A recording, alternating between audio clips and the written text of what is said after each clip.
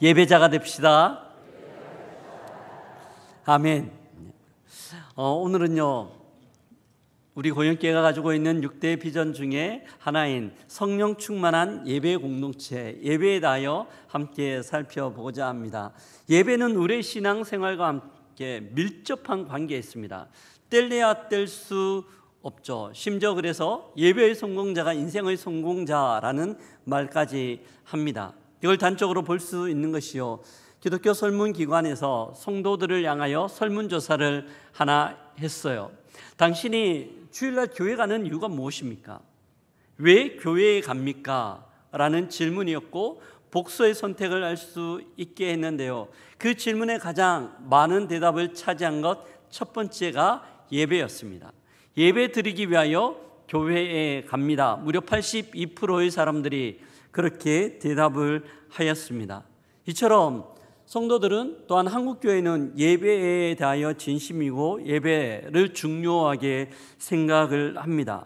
그런데 이렇게 예배를 중요하게 생각하지만 제가 목회를 하면서 느끼는 것은요, 예배를 중요하기 때문에 예배에 빠지지는 않지만 예배를 드리는 예배자의 자세나 마음에 대해서는 그보다 그렇게 중요하게 생각하지 않는다는 거예요. 예배를 중요하게 생각하는 만큼 그 정도의 비중은 아니다라는 생각이 듭니다. 단적 예를 한번 들어볼까요? 여러분, 오늘 예배 자리에 가운데 나오셨습니다. 예배 오실 때 어떤 생각을 하고 오셨습니까? 어떤 마음으로 오셨어요? 오늘 목사님 어떤 설교하실까? 찬양대는 어떤 찬양할까? 예배 마치면 누구를 만날까? 어떤 분들은 아무 생각 없이 그냥 주일이 되었기 때문에 습관처럼 와서 여기에 앉아 있을 수도 있을 것 같습니다.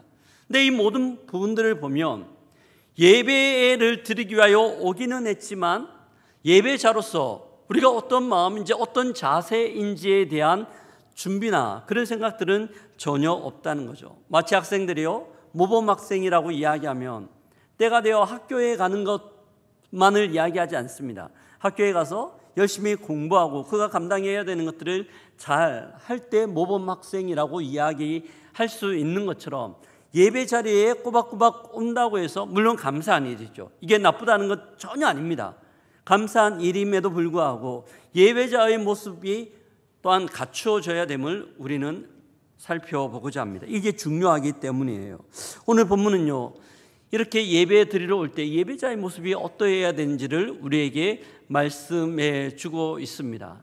시인이 이야기하는 이 노래를 통하여 하나님께서 우리에게 주시는 주의 음성을 듣는 시간 되기를 주의 이름으로 축복합니다. 아멘.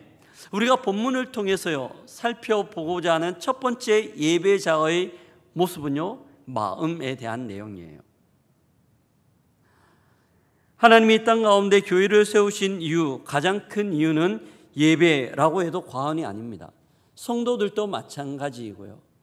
성경의 핵심 교리를 모아놓은 소요리 문답 1번을 보면 인간의 제일된 목적이 무엇이뇨? 라고 질문합니다. 그 질문에 대하여 하나님을 영화롭게 하고 영원토록 그를 즐거워하는 것이 인간의 목적이라고 이야기합니다. 곧 예배하는 것이 인간의 목적이죠. 예배는 교회와 성도의 가장 중요한 가치이며 설문에서 살폈던 것처럼 누구나 동의하는 부분입니다. 이것이 보편적인 생각이에요. 그런데 오늘 우리가 읽었던 본문을 보면 이런 우리의 보편적인 생각을 깨는 내용이 나옵니다. 16절인데요. 같이 한번 16절을 읽어보겠습니다. 주께서는 제사를 기뻐하지 아니하시나니 그렇지 아니하면 내가 드렸을 것이라. 주는 번제를 기뻐하지 아니하시나이다. 아멘. 주께서는 제사를 기뻐하지 아니하시니 또한 번제를 기뻐하지 않는다라고 말씀하고 있습니다. 갑자기 시인이 왜 이런 이야기를 하는 걸까요? 정말 하나님께서 제사를, 예배를 좋아하지 않는 걸까요? 결론부터 이야기하면 아닙니다.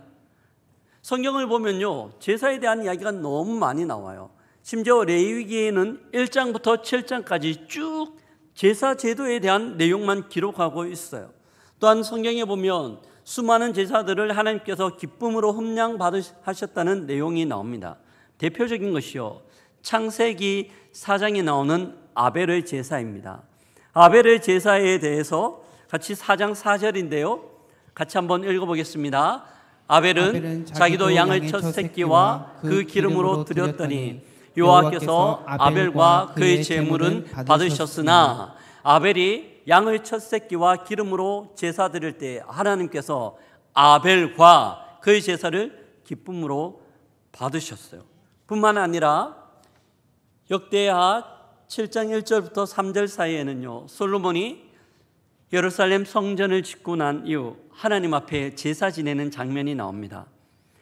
솔로몬이 준비한 제물이 있는데 하늘에서 불이 내려와 모든 것들을 순식간에 불살라 버렸어요. 그리고 난 이후 성전에는 하나님의 영광이 충만했다고, 하나님의 영광이 충만했다라고 기록합니다. 그처럼 하나님께서 솔로몬의 제사를 기뻐 받으셨다는 거예요. 이러보건대 시인이 지금 이야기하는 제사에 대하여 왜 제사를 기뻐하지 않는다고 이야기할까? 그것은 제사 제도에 대한 문제는 아닌 것 같아요. 그렇다면 다른 데 문제가 있는데요. 어디에 문제가 있을까? 제사 지내는 이들의 마음, 그 마음에서 우리는 원인을 찾아볼 수 있습니다. 우리가 드리는 제사는요, 형식만 있는 것이 아니라 제사를 지내는 이, 예배를 드리는 이의 마음까지 하나님 앞에 드려져야 되는 거죠. 선명한 비교를 통해 알 수 있는데요, 우리는 조금 전에 아벨의 제사에 대하여 살폈습니다. 그 바로 뒤에 가인이 드렸던 제사가 나와요. 하나님께서 가인이 드렸던 제사를 받지 않으셨습니다. 왜 받지 않았을까? 많은 사람들은 아벨은 피의 제사를 드렸기 때문에 하나님께서 받으셨지만 가인은 곡물로 드린 제사이기 때문에 받지 않으셨다라고 이야기하는데요, 그렇지 않아요. 5절을 보면 명확하게 알 수 있는데요, 5절을 같이 한번 읽어보겠습니다. 가인과 그의 제물은 받지 아니하신지라. 가인이 몹시 분하여 안색이 변하니. 잠깐만 자막 그대로 두세요. 하나님께서 제물을 받지 않으셨어요. 근데 제물만 받지 않으셨다고 말씀합니까? 가인과 그의 제물을 받지 않으셨어요. 하나님께서 받으시는 것은 제물뿐만 아니라 가인의 마음과 그 중심 또한 받으시는 거죠. 근데 가인은 그의 마음의 중심이 하나님으로부터 떠나 있었습니다. 대신 아벨은 온 마음을 다하여 하나님을 향해 있었기 때문에 하나님께서는 아벨이 드리는 모든 제사는 받으셨지만 가인이 드리는 제사는 받지 않으셨습니다. 마음이 너무 중요한 거죠. 사랑하는 성도 여러분, 우리가 예배 드릴 때 우리의 마음은 어떤가요? 우리의 마음은 아벨처럼 하나님 앞에 온전히 드려지고 있는가요? 이 자리에 그냥 우리가 앉아 있는 것으로 예배 드렸다고 생각하는 착각 가운데 우리가 살아가고 있지는 않습니까? 하나님은 예배의 형식뿐만이 아니라 우리의 마음까지 받으시는 분인 줄 믿습니다. 많은 사람들은 예배 드리러 올 때 예배 자리에 가운데 찾아와서 그냥 이 시간 있었기 때문에 예배 드렸다고 스스로를 위로하기도 합니다. 또 어떤 사람들은 예배 드리지 않으면 하나님께서 벌을 내리셔서 내일 아침 운전해서 출근하다가 교통사고가 나지 않을까? 아니면 뭔가 잘못되지 않을까? 그런 두려움 때문에 예배 드리러 오기도 하고요. 또한 예배 잘 드리면 정말 지성이면 감천이라는 말처럼 예배 잘 드리면 하나님이 복을 주실 거라는 그 나의 중심, 나의 필요들을 채우기 위한 목적으로 예배 드리러 오지는 않는가에 대한 질문입니다. 사랑하는 성도 여러분, 하나님은 영과 진리로 예배하는 자를 찾으시는 줄 믿습니다. 우리의 온 마음을 다하여 드리는 거죠. 순종이 제사보다 낫고 듣는 것이 우양의 기름보다 낫다라고 주님은 우리에게 말씀하고 계시기 때문이죠. 우리의 마음이 너무 중요해요. 실제로 있었던 일인데요, 한 시골 교회에 할머니 한 분이 예배의 가장 앞자리에서 예배 드리고 있었습니다. 주일 예배 순서 중에 헌금 시간이 있었어요. 헌금식 바구니를 들고 위원들이 쭉 다닐 때 할머니가 옆에 있는 가방 속에 손을 깊게 넣으셨습니다. 그리고 뭔가를 탁 쥐고 계시다가 헌금 바구니가 오니 온 매무새를 가다듬고 그 바구니 속에 손을 넣으셨어요. 그리고 예배가 마쳤습니다. 헌금위원들이 개수실에 가서요, 이제 헌금에 대하여 세고 좀 정산을 하고 있었습니다. 헌금 바구니를 툭 터는데 뭔가 떨어지는 거예요. 헌금 봉투 속에 전혀 예상하지 못한 물건들이 하나 있었는데요, 몇 번 접혀진 흰 종이가 있었습니다. 헌금위원들이 이게 뭘까 싶어서 그 접혀진 종이를 펼쳤어요. 펼치니까 연필로 꾹꾹 눌러 쓴 글귀가 있었습니다. 하나님, 오늘은 교회 올 때 돈이 없어 헌금을 못합니다. 하지만 제 마음만은 하나님을 너무 사랑하는 것 하나님 아시지요. 하나님 제 마음을 아시지요. 이런 글귀가 적혀져 있었습니다. 사랑하는 성도 여러분, 하나님은 이 할머니의 마음을 어떻게 받으셨을까요? 비록 많은 재물은 드리지 못한다 하더라도 그의 온 마음을 드린 이 할머니의 예배에 대하여 하나님의 마음은 어떠셨을까요? 마치 예수님께서 평가하시는 과부의 두 랩돈처럼 너무 기뻐하지 않으셨을까 생각을 합니다. 제가 설교를 준비하면서요, 이 할머니의 이화를 제가 묵상하며 그런 생각 들었어요. 하나님, 저도 중심으로 주님을 예배하는 자가 될 수 있도록 도와주십시오. 수많은 예배를 드리는 목회자이지만 매 예배마다 이런 마음을 중심으로 예배할 수 있도록 도와주옵소서. 그 고백과 기도가 있었습니다. 소망하기는 이 고백이 우리의 모두의 고백되기를 주의 이름으로 축복합니다. 우리가 드리는 모든 예배마다 온 마음을 다하여 중심으로 하나님께 예배하는 거죠. 이런 할머니의 예배 모습과 아벨의 모습은 우리에게 너무나 큰 도전과 교훈을 줍니다. 사랑하는 성도 여러분, 우리는 매주 동일한 시간에 예배에 앉아 있습니다. 우리의 마음은 어떤가요? 때가 되었기 때문에, 내가 직분을 가지고 있기 때문에 습관처럼 예배드리지 않으면 뭔가 찝찝하니까 이 자리에 나와 앉아 있는 것은 아닌가요? 우리의 마음이 참 중요해요. 특별히 우리의 마음을 점검해 봐야 하는 분들이 있어요. 앞에서 예배를 인도하고 준비하는 분들입니다. 저 같은 목회자나 아니면 찬양팀이나 찬양대, 헌금위원이나 안내위원들, 예배를 섬기는 이들의 마음입니다. 많은 것들을 하나님 앞에서 하고 있기 때문에, 또한 예배를 섬기고 있기 때문에 마치 나는 너무나 잘 예배를 드리고 예배를 중요하게 생각하는 사람이라고 생각할 수 있어요. 하지만 예수님께서 마르다와 마리아의 예를 들어서 우리에게 말씀합니다. 마르다는 하나님을 위하여 많은 것들을 하였지만 주님은 마르다를 바라보며, 마르다야, 많은 것 중에 한 가지만 하더라도 마리아처럼 하나님의 말씀을 듣는데 더 집중하는 것이 어떻겠니? 라고 이야기하십니다. 사랑하는 성도 여러분, 이런 사람들에게는, 정말 준비된 예배자에게는 특별함이 있어요. 삶의 준비와 마음의 준비입니다. 하나님을 사모하는 이들은요, 미리 예배 시간 전에 와서 기도하며 예배를 준비합니다. 하나님, 오늘 드리는 예배에 온 마음을 다하여 드릴 수 있도록 도와주십시오. 주께만 영광 될 수 있도록 도와주십시오 라고 기도하며 준비하는 거죠. 또한 매일의 삶들 가운데 예배에 대한 준비함들이 있어요. 저는 여러분들에게 좀 도전하고 싶습니다. 헐레벌떡 예배 시간 꼭 맞춰서 오려고 하지 않고요, 미리 좀 와서 예배를 기도로 준비하면 어떨까요?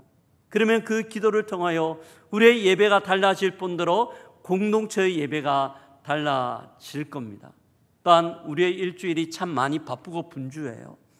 주일날 예배 올 때 벌써 주일이네 싶어 예배를 준비하는 것보다 너무나 바쁘지만 중간 한 번씩 주일 예배를 묵상하고 기억할 수만 있다라면 우리 일주일의 삶들이 달라지지 않을까요? 조금 더 거룩해지지 않을까요? 그 마음으로 주일 예배에 나올 때 이 예배는 영광스러운 예배가 될 줄 믿습니다. 이게 주일 예배를 준비하며 마음을 다한 예배자의 모습인 거예요. 오늘 예배를 드리며 우리 가운데 이런 결단이 있기를 주의 이름으로 축복합니다. 아멘. 본문에서 이야기하는 예배자의 모습, 마음이에요. 중요하죠. 네, 계속해서 살펴보고 싶은 것은요, 그러면 우리는 어떤 마음으로 예배 드려야 할까? 우리의 마음이라고 하는데 어떤 마음을 이야기하는 걸까에 대한 내용입니다. 오늘 우리가 읽었던 본문에는 이 마음에 대해서 설명을 하는데요, 조금 더 엉뚱해요. 16절 못지않게 엉뚱하게 17절에서 우리의 마음에 대하여 이야기합니다. 17절을 함께 읽어보도록 하겠습니다. 하나님께서 구하는 제사는 상한 심령이라. 하나님이여 상하고 통회하는 마음을 주께서 멸시하지 아니하시리이다. 아멘. 하나님께서 구하는 제사는 상한 심령이라. 하나님이여 상하고 통회하는 마음을 주께서 멸시하지 않는다고 이야기합니다. 우리의 마음이요, 통회하는 마음, 상한 마음, 이 마음을 가지고 하나님 앞에 예배 드리라고 이야기합니다. 시인은 왜 이런 엉뚱한 이야기를 할까요? 상한 마음이라는 것이 무엇일까요? 이것을 해석하기 위해서는 시편 51편의 배경을 잘 이해해야 할 필요가 있는데요, 시편 51편의 저자는 다윗이에요. 51편을 지었던 배경은요, 다윗이 심각한 죄를 범합니다. 우리아의 아내 밧세바를 범하고 그가 잉태를 하자 자기의 죄를 가리기 위하여 너무나 충신이었던 우리아를 살해를 합니다.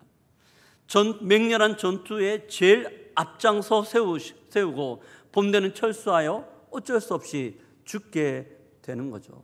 살인죄를 범하게 됩니다.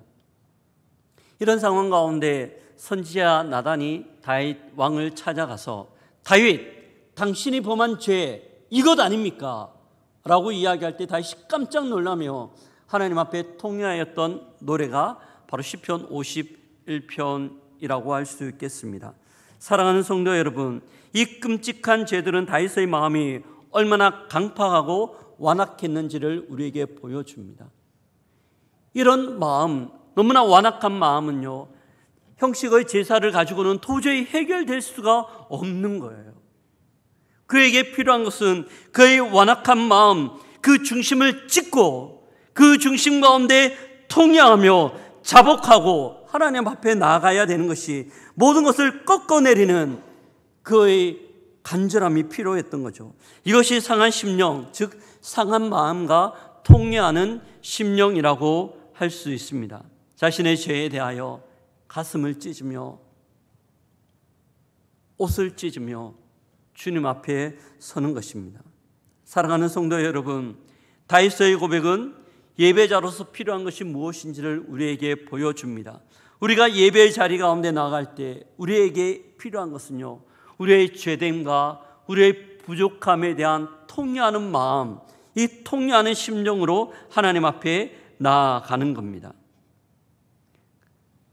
각자가 깊은 죄에 대한 자백을 가지고 하나님 앞에 나갈 때 이것은 상한 마음의 예배가 됩니다. 그런데 여기서 놓치지 않아야 되는 것, 다윗의 대단함이 여기서 한 가지 더 등장합니다. 보통 사람들은요, 자기의 죄됨과 연약함을 발견하면 두 가지 반응을 해요. 죄책감에 눌리든지 아니면 그 죄 때문에 하나님 앞에 나아가는 것이 두려워 하나님을 떠나든지, 두 가지 중에 한 가지를 택합니다.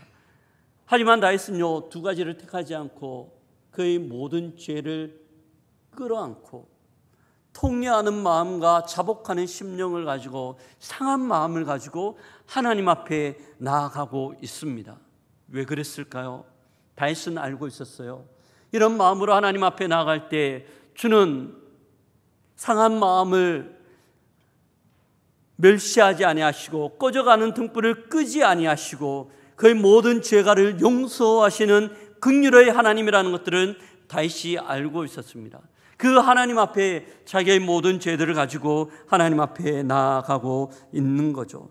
사랑하는 성도 여러분, 죄사함의 은총은 상한 마음과 통회하는 심령과 짝을 이루어 우리 가운데 나타납니다.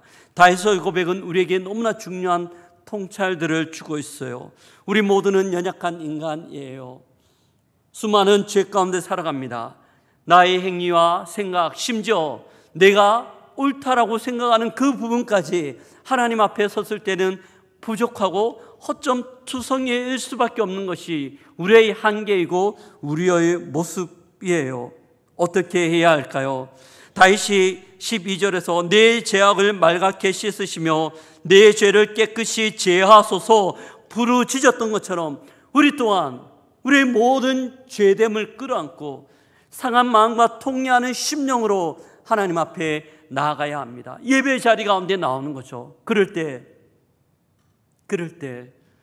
십자가의 은혜로 주님은 우리를 안으시고 하나님의 긍휼로 우리의 상처난 부분들을 꿰매시며 치료하시고 온전케 하시는 것인 줄 믿습니다. 이것이 하나님의 은혜예요. 하나님은 상한 마음 깨어진 우리를 외면하지 않으십니다. 그리고 우리에게 죄사함을 선포하시고 보혈의 은혜로 덮어주시는 거죠. 이것을 잘 드러내는 게 하나 있는데요, 킨츠키라는 겁니다. 혹시 여러분 킨츠키라는 단어를 들어보셨습니까? 일본에서 행해지는 예술의 한 형태입니다. 아주 유명한 도자기 장인이 있었습니다. 그 도자기 장인에게는 정말 아끼는 찻잔이 있었어요.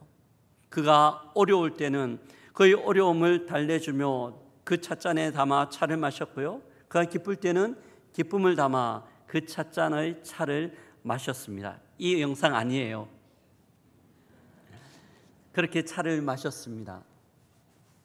그런데 어느 날 책상 위에 찻잔이 놓여져 있는데요, 그 집 아들이 그 거실을 뛰어다니다가 책상을 툭 건드리며 책상 위에 있던 찻잔이 땅에 떨어져 박살이 났습니다. 아이는 깜짝 놀랐어요.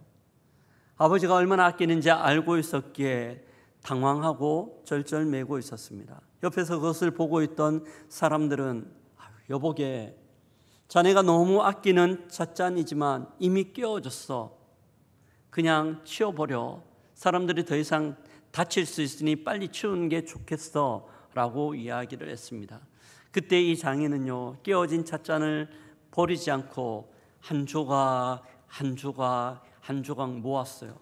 그리고 그것을 가지고 가서 깨어진 독이 표면에 오칠을 하고요, 그리고 깨어진 단면에 악효를 붙입니다. 그리고 하나씩 맞추는 거죠.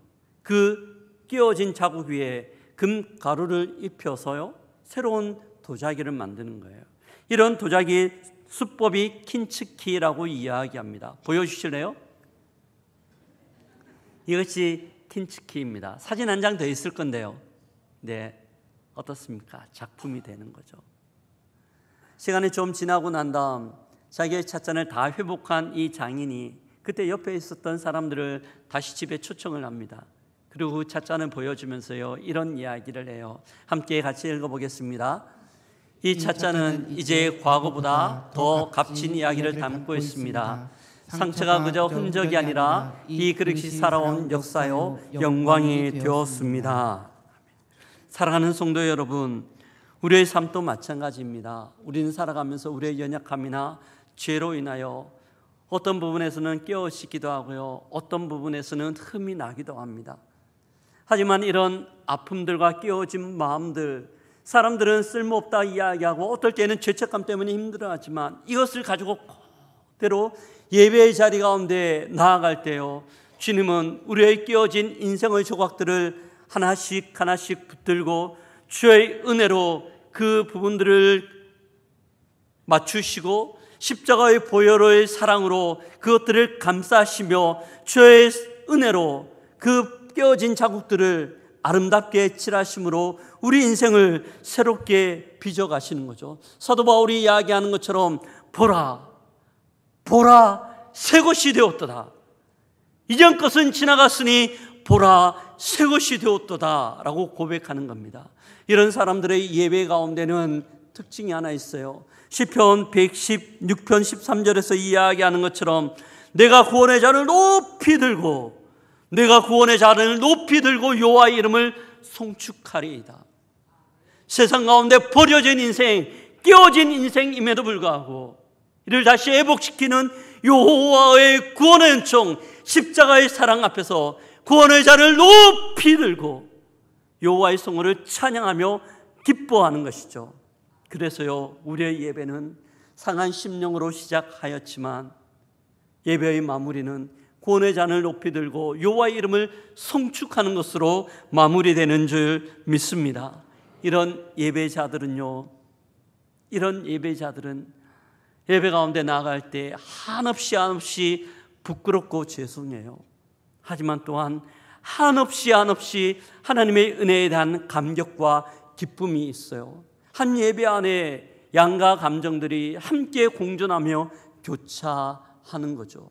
이것이 상한 마음과 통회하는 심령의 예배인 줄 믿습니다. 존 파이퍼 목사님은 예배를 하나님 안에서 최고의 즐거움을 찾는 것이라고 정의합니다. 하나님의 위대하심과 아름다우심을 이 예배 가운데 찾고 그 여호와의 이름을 송축하고 기뻐하는 것, 이것이 예배라는 거죠. 사랑하는 성도 여러분, 우리의 예배, 저의 예배, 여러분의 예배, 우리 공동체의 예배가 이러할 수 있기를 주의 이름으로 축복합니다. 아멘. 구원의 기쁨이 있는 예배예요. 이것이 예배인데요, 이 지점에서 우리가 우리의 모습을 한번 점검해 볼까요? 우리의 예배는 어떻습니까? 우리의 예배 가운데 죄의 용서함의 은혜와 감격이 있습니까? 어떻습니까? 있다면 참 감사한 일이지만 없다면 왜 그럴까요? 어떻게 하면 구원과 기쁨의 예배가 될 수 있을까요?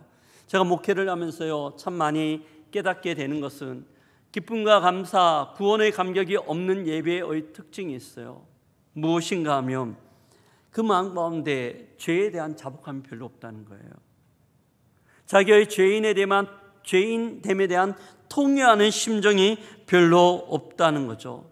그러나 특별히 이런 마음들은요, 교회에서 많이 봉사하는 분들 가운데 찾을 수 있어요. 소위 열심히 신앙생활을 한다는 분들 가운데 이런 모습들이 종종 나타나요. 교회에서 많은 사역들을 하고 할 것 다 하고 예배 잘 드리기 때문에 나는 잘못이 별로 없다는 거죠. 근데 이런 모습이요, 누가복음 18장에 나와요. 누가복음 18장에 보면 두 종류의 예배자가 나오는데 한 종류의 예배자가 이런 모습이에요. 18장 10절부터 12절 사이에 나와 있는 내용들을 함께 읽어보도록 하겠습니다. 두 사람이 기도하러 성전에 올라가니 하나는 바리새인이요 하나는 세리라. 바리새인은 서서 따로 기도하여 이르되 하나님이여, 나는 다른 사람들 곧 토색, 불의, 가는 많은 사람들과 같이 아니하고 이 세리와도 같이 아니함을 감사하나이다. 나는 일회에 2번씩 금식하고 또 소득의 11조를 드리나이다 하고. 바리새인은 하나님 앞에 예배하는 모습으로 나가요. 근데 예배하는 모습 가운데 하나님 앞에, 하나님, 저 이렇게 잘하고 있죠. 저는 11조도 하고요, 이것도 하고요, 저것도 하고 금식도 하고 너무너무 잘하고 있습니다 라고 이야기를 합니다. 이렇게 예배 드려요. 내 주님은 이 바리새인들에 대하여 평가하시죠. 이 회칠한 무덤아, 독사의 자식들아 라고 평가합니다. 통회하는 마음, 상한 심령의 예배가 아니기 때문이에요.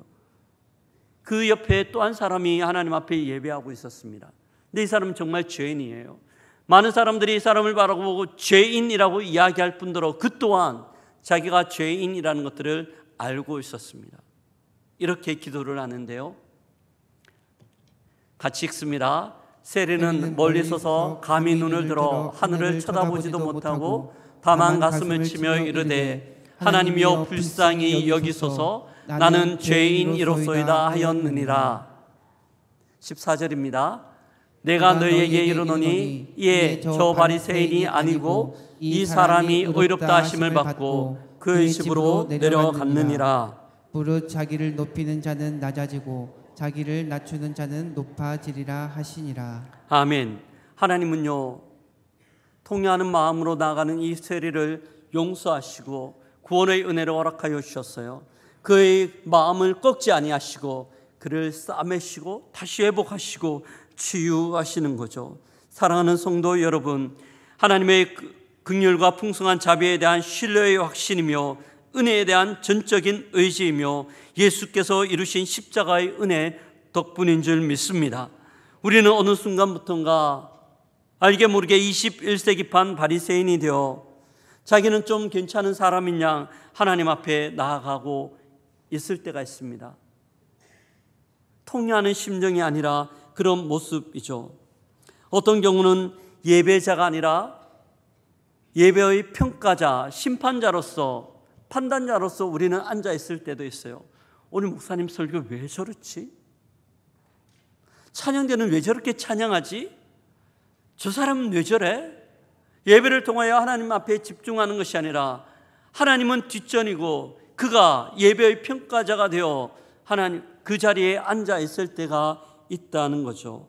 사랑하는 성도 여러분, 하나님께서 우리를 예배하는 자로 부르신 줄 믿습니다. 우리가 드리는 모든 것들은 예배의 시간이에요. 예배의 중심은 내가 아니라 예배의 중심은 하나님이신 줄 믿습니다. 하나님 앞에 모든 것들을 집중하고 그분 앞에 나아가는 것이 예배이기 때문입니다. 온전히 그분 앞에 우리의 초점을 맞추는 거죠. 이런 초점을 맞추는 사람들 가운데 특징이 있어요. 저는 여러분에게 좀 도전하고 싶습니다. 여러분 예배를 다 마치고 난 이후 예배에 대한 평가보다 예배에 대한 은혜 나눔을 하면 어떨까 싶어요. 집으로 갈 때 부부끼리 오셨던 분들은 여보, 나는 오늘 예배를 통하여 이런 은혜를 받았어. 당신은 어때? 이렇게 은혜 나눔을 하는 부부가 되는 거죠. 또 주일 저녁에 집에 가면 하루를 마무리하며 아이들과 함께 얘들아, 너희들은 오늘 예배에 어떤 은혜 받았어? 아빠는, 엄마는 이게 너무 좋았고 이런 은혜가 있었어. 너무 감사했어. 라고 이야기하며 자녀들과 함께 은혜 나눔을 한다라면 그 가정은 예배의 은혜가 있는 가정, 예배의 성공자가 되는 가정이 될 줄 믿습니다. 아이들은 어릴 때부터요, 예배에 대한 중요성과 예배에 대한 사모함들로 하나님 앞에 나아가고 훈련이 되는 거죠. 이게 쉽지 않아요. 어떤 아이들, 자녀들은 멀리 떠나 있는 자녀들도 있어요. 근데 주일 저녁에 한 번씩 전화합니다. 얘야, 하루 잘 지냈어? 아빠는 엄마는 오늘 예배 때 이런 은혜 받았는데 너는 같이 예배 드리지 못했지만 거기서 예배 드릴 때 어땠어? 어떤 은혜 받았어? 이렇게 나눔을 하는 겁니다. 이런 도전을 드리고 싶어요. 이런 은혜가 있었으면 어떨까요? 물론 쉽지 않다는 것 알아요. 저도 쉽지 않아요. 쉽지 않지만 쉽지 않기 때문에 하지 않는다면 우리는 평생 하지 못해요. 쉽지 않지만 지금부터 시작하고 시도하면요, 지금부터 우리 가정은 예배하는 가정, 예배가 능력이 되는 가정이 될 수 있기 때문입니다. 그럴 때 우리 공동체는 하나님을 온전히 예배하는 생명력 있는 예배 공동체가 될 수 있는 거죠. 말씀을 마무리합니다. 사랑하는 성도 여러분, 오늘 우리는 시편 51편 다윗의 시를 통하여 예배자의 자세, 마음이 어떠해야 하는지, 또한 그 마음의 모습이 어떠해야 하는지를 함께 살폈습니다. 다윗은 마음을 다한 예배자였고 또한 통회하고 상한 심령으로 나가는 예배자였습니다. 그럴 때 하나님께서 그 다윗을 받으시고 그의 모든 상한 심령들을 꿰매시고 싸매시며 치유하시고 온전케 하심으로 내 마음에 합한 자라 이야기하시며 다윗을 모든 왕들의 기준으로 삼으신 줄 믿습니다. 우리의 예배는 어떻습니까? 여러분은 어떤 예배자가 되기를 소망하십니까?